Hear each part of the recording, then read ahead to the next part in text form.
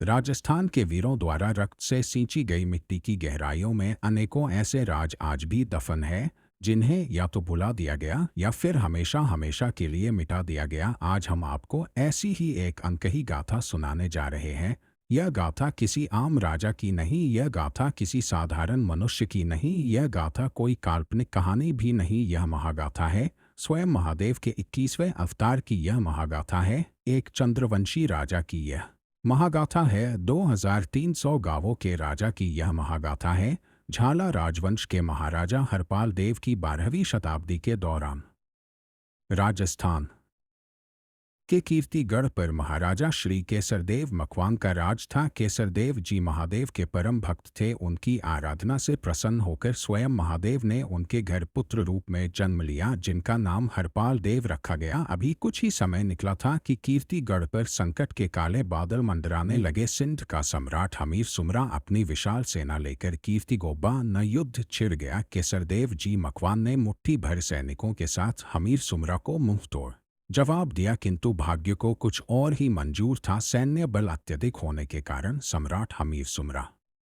कीर्ति गढ़ पर भारी पड़ने लगा और इस भीषण नरसंहार के परिणाम स्वरूप केसरदेव जी मकवान युद्ध हार गए और रणभूमि में क्षत्रिय स्वाभिमान के साथ लड़ते लड़ते केसरदेव जी की समुचित सेना वीर गति को प्राप्त हुई। इस समय हरपाल देव जी बाल्यावस्था में थे। युद्ध के परिणाम आने से पूर्व ही केसरदेव जी मकवान यह भांप चुके थे कि उनकी हार अब निश्चित है। इसीलिए बिना समय गंवाए केसरदेव जी मकवान दुश्मनों के सर धड़ से अलग करते हुए अपने पुत्र हरपाल देव जी को सुरक्षित जंगल में ले आए और जंगल में ही जीवन व्यतीत करने का निश्चय किया। राजा अपने पुत्र के साथ जंगल में जीवन व्यतीत करने लगे। कुछ दिन जंगल में गुजर जाने के बाद बालक हरपाल देव की पशु पक्षियों से मित्रता हो गई और एक दिन अपने मित्रों संग जंगल में भ्रमण करते हुए हरपाल देव ने देखा एक ही स्थान पर बहुत सारे ऋषि मुनि अलग अलग चमत्कारिक साधना और विद्याओं करने में लीन थे। तभी अचानक हरपाल देव को किसी ने पीछे से पुकारा। पलटकर देखा तो वहां स्वयं महामुनि खड़े थे और बड़े ही अचरज से हरपाल देव के मनमोहक स्वरूप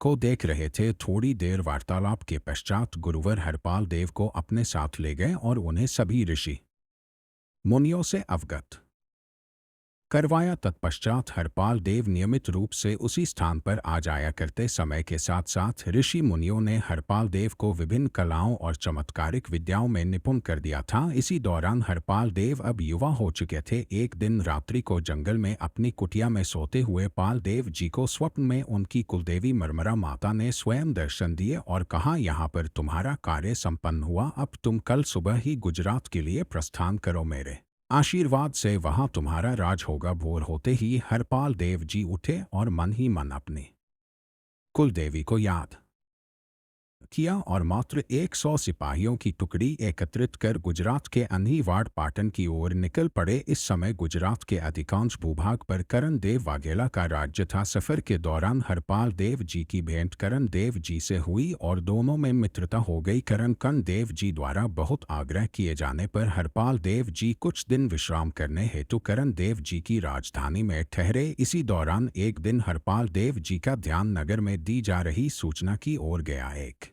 ब्राह्मणी के इकलौते पुत्र कोश